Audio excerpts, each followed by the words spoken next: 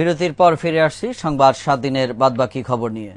সাংগঠনিক অবস্থা শক্তিশালী করতে ক্ষমতাসীন আওয়ামী লীগ নতুন কর্মসূচি নিয়ে মাঠে নামছে।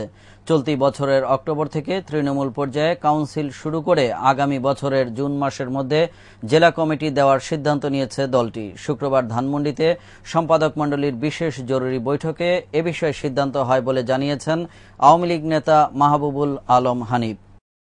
দলের বেশ কয়েকজন গুরুত্বপূর্ণ সদস্যদের উপস্থিতি ছাড়াই সম্পাদক মণ্ডলীর এই সভা অনুষ্ঠিত হয়। সভায় ৭টি বিভাগীয় শহরে কাউন্সিল গঠনের জন্য দলের কেন্দ্রীয় নেতাদের দায়িত্ব দেওয়া হয়েছে বলে সাংবাদিকদের জানান আওয়ামী লীগের যুগ্ম সাধারণ সম্পাদক মাহবুবুল আলম হানিফ। তৃণমূল পর্যায় থেকে কাউন্সিল শুরু হবে অক্টোবর মাসের প্রথম সপ্তাহ থেকে, এবং আমরা অক্টোবর, নভেম্বর ও ডিসেম্বর মাস এই বছরের ডিসেম্বরের মধ্যেই আমরা ওয়ার্ড এবং ইউনিয়ন আওয়ামী লীগের সকল কাউন্সিল সম্পন্ন করব সারা বাংলাদেশে।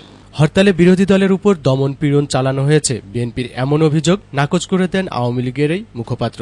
জনগণই হরতাল প্রত্যাখ্যান করেছে বলে মন্তব্য করেন তিনি। তারা অগ্রিম একটা কাল্পনিক বা একটা অসত্য বা মিথ্যা অভিযোগ করে থাকেন, এবারেও সেটাই করতেছেন। এখন পর্যন্ত এমন কোথাও কোনো ঘটনা ঘটেনি যে তাদের এই কর্মসূচিতে বাধা দেওয়ার মতো প্রশাসনিক বা আমাদের দলীয়ভাবে কোনো পদক্ষেপ নেওয়া হয়েছে, এমন কোনো ঘটনা আপনাদের মাধ্যমে আমরা দেশবাসী বা আমরা কেউ এখনো জানতে পারি নাই। মাঠে থেকে বিরোধী দলের হরতাল কর্মসূচি ব্যর্থ করায় দলীয় নেতাকর্মীদের অভিনন্দন জানানো হয় সম্পাদক মণ্ডলীর এই সভায়। Arif Ahmed, Islamic television, Dhaka. জ্বালানি তেল এবং সিএনজির মূল্য বৃদ্ধির কারণে সাধারণ মানুষের ব্যয় বেড়েছে পরিবহন সহ নিত্যপণ্যের দাম। অন্যদিকে অর্থনীতিবিদরা বলেছেন ভর্তুকি কমানোর কথা বলা হলেও এতে মূল্যস্ফীতি বাড়বে। আর পরিবহন মালিকরা বলছেন যানবাহনের ভাড়া সমন্বয় ছাড়া জ্বালানির দাম বৃদ্ধিতে ক্ষতিগ্রস্ত হবে যোগাযোগ ব্যবস্থা। এই বছরের 12 মে জ্বালানি তেল সহ রূপান্তরিত প্রাকৃতিক গ্যাস সিএনজির মূল্য বৃদ্ধির পর সর্বশেষ গত রবি এবং সোমবার আবারও বাড়ানো হয়েছে এসব জ্বালানির দাম। বর্তমান সরকারের আমলে এ নিয়ে 3 দফা জ্বালানির দাম বাড়ানো হয়েছে অব্যাহত ভর্তুকি কমিয়ে আনার কথা বলে।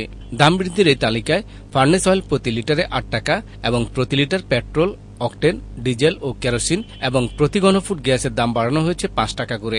অর্থনীতিবিদরা বলছেন কোনো প্রকার পূর্ব ঘোষণা ছাড়া এ ধরনের দাম বৃদ্ধির ফলে অর্থনীতিতে বিরূপ প্রভাব পড়বে। জ্বালানি তেলের মূল্য বৃদ্ধির ফলে মূল্যস্ফীতির সমস্যা আরো প্রকট হবে। একটা অস্বচ্ছ উপায়ে জনসাধারণকে কোনো কিছু না জানিয়ে এই মূল্য বৃদ্ধি হয়েছে, তার ফলে জনসাধারণের দুর্ভোগও বাড়ছে আর জনসাধারণের অর্থনীতির উপর আস্থাও কমে যাবে। এদিকে পরিবহন মালিকরা বলছেন কোনো প্রকার আলাপ আলোচনা ছাড়া জ্বালানি এবং যানবাহনের ভাড়া বৃদ্ধির ফলে দেশের যোগাযোগ ব্যবস্থায় নেতিবাচক প্রভাব ফেলবে। ওনারা আইনকে ভায়োলেট করেছেন, করে এইটা দাম বাড়িয়েছেন। 1, 2 নম্বর হচ্ছে যে ডিজেলের দাম বাড়াইছে, সিএনজির দামটা কি কারণে বাড়াইছে এটা কোনো অ্যানালাইসিস করা হয়নি। সাধারণ জনগণ বলছেন জ্বালানির দাম বৃদ্ধির কারণে বিরূপ প্রভাব পড়ছে জীবনমানেও। সিএনজির মূল করে ঢাকা করতে 30 টাকা বাড়ালে 25 টাকা 30 টাকা করে জামও তার 30 টাকা করে নাই, আমরা কেমনে চলবো? 50 পয়সা বাড়াইছে যে এই বাড়ান তো হয় না, এক কাপ চা খাইবা গেলে লাগে 5 টাকা। ইনকামের সাথে আপনার ব্যয়ের সামঞ্জস্যতা আর থাকলো না। এই মুহূর্তে তো সব জিনিসের দাম বাড়ছে, তেলের দাম বাড়ছে, তো আমাদের জন্য আরো বার্ডেন হয়ে যায়। এদিকে শুধু পণ্যমূল্য বৃদ্ধি নয়, জ্বালানির দাম বৃদ্ধির কারণে পরিবহন ভাড়াও বেড়েছে আরেক দফা। ভর্তুকির হার কমিয়ে আনার দোহাই দিয়ে সব ধরনের জ্বালানি তেল এবং সিএনজির দাম বাড়িয়েছে সরকার। তবে সাধারণ জনগণ বলছে সরকারের বিভিন্ন বিভাগে যেখানে অপ্রয়োজনীয় ব্যয় এবং দুর্নীতি বাড়ছে সেখানে ভর্তুকি কমিয়ে আনার দোহাই দিয়ে জ্বালানি তেলের দাম বৃদ্ধি জনগণের দুর্ভোগ বাড়ানো ছাড়া আর কিছুই নয়। জাহিদুল ইসলাম, ইসলামিক টেলিভিশন, ঢাকা। জ্বালানি তেলের দাম বৃদ্ধির প্রতিবাদে নয়, তারেক কোকর মামলা বাধাগ্রস্ত করা এবং যুদ্ধাপরাধীদের রক্ষায় হরতাল দেওয়া হয়েছে বলে আবারও অভিযোগ করেছেন আওয়ামী লীগের যুগ্ম সাধারণ সম্পাদক মাহবুবুল আলম হানিফ। শনিবার এক সমাবেশে তিনি এসব কথা বলেন। সালাউদ্দিন বাদলের রিপোর্ট। বিরোধী দলের সন্ত্রাস নৈরাজ্যের প্রতিবাদে ঢাকা মহানগর উত্তর স্বেচ্ছাসেবক লীগ আয়োজিত সমাবেশে প্রধান অতিথির বক্তব্যে আওয়ামী লীগের যুগ্ম সাধারণ সম্পাদক মাহবুবুল আলম হানিফ বলেন তার দল সন্ত্রাসে বিশ্বাস করে না। র্যাব পুলিশ ছাড়া লড়তে বিএনপি মহাসচিব মির্জা ফখরুল আওয়ামী লীগের প্রতি যে আহ্বান জানিয়েছিলেন তার জবাব দেন আওয়ামী লীগের এই নেতা। আমি মির্জা ফখরুল সাহেব আপনার মাধ্যমে আপনার উদ্দেশ্যে এবং বিএনপি নেতা কর্মীর উদ্দেশ্যে বলতে চাই, আপনি যে সন্ত্রাসী ভাষায় কথা বলেছেন আমরা ওই সন্ত্রাসীতে বিশ্বাসী নই।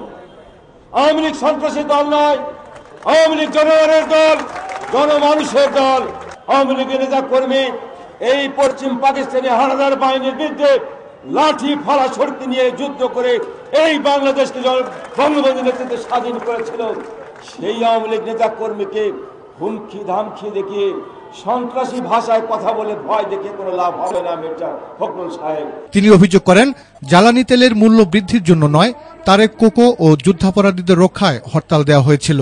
হরতাল দেওয়া হয়েছে একটাই কারণ, ওই যুদ্ধাপরাধী জামায়াতে ইসলামী এবং যুদ্ধাপরাধীদের রক্ষা করার জন্য হরতাল দেওয়া হয়েছে একটাই কারণে, ওই বেগম খালেদা জিয়ার দুর্নীতিবাজ দুই পুত্র তারেক রহমান এবং ফখরুল রহমান, যাদের বিরুদ্ধে দেশে এবং আন্তর্জাতিক মনে দুর্নীতির মামলা হয়েছে, সেই দুর্নীতিবাজ এবং সন্ত্রাসী পুত্র বিচার বানচাল করার জন্য হরতাল ডাকা হয়েছে, আর কিছু নয়।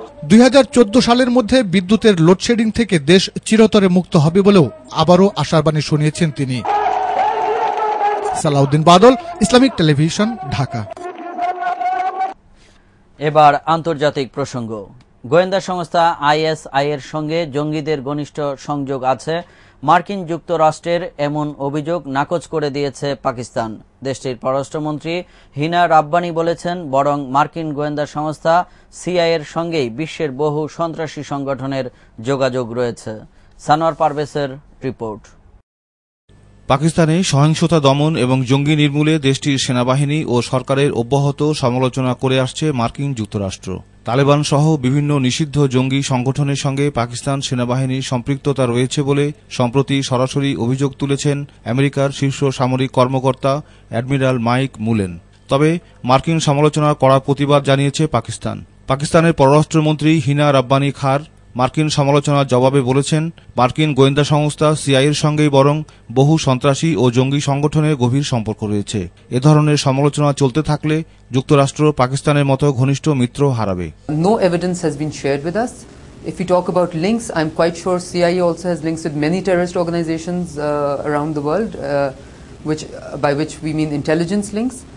And this particular network that they continue to talk about is a network which was the blue-eyed boy of the CIA itself for many years. I mean, it was created by the CIA, it could be said. এদিকে পাকিস্তানের প্রধানমন্ত্রী ইউসুফ রাজা গিলানি তার প্রতিক্রিয়ায় বলেছেন, পাকিস্তান বিশ্ব থেকে বিচ্ছিন্ন নয়। গোটা বিশ্ব, আঞ্চলিক এবং প্রতিবেশী দেশগুলোর সাথে পাকিস্তানের সুসম্পর্ক রয়েছে। এমন অভিযোগ উত্থাপনের আগে আমেরিকার উচিত ছিল পাকিস্তানের সাথে কথা বলা। এর ফলশ্রুতিতে আমেরিকা পাকিস্তানের মতো বন্ধু হারাবে। We are not isolated. We have good relations with the whole world. We have good relations in our region and with our neighbours. But in response to these kind of American messages, they can't live with us and they can't live without us. সন্ত্রাস ও জঙ্গি নির্মূলে দীর্ঘদিন ধরে মার্কিন যুক্তরাষ্ট্রকে সহায়তা করে আসছে পাকিস্তান, কিন্তু পাকিস্তানের ভূমিকায় সন্তুষ্ট হতে পারছে না মার্কিন যুক্তরাষ্ট্র। Sanowar Parvez, Islamic television, international desk. সুপ্রিয় দর্শক, এরই সঙ্গে শেষ করছে এবারের সংবাদ 7 দিন। এতক্ষণ আমাদের সাথে থাকার জন্য ধন্যবাদ আপনাদের সবাইকে। ভালো থাকুন, সুস্থ থাকুন। আল্লাহ হাফেজ।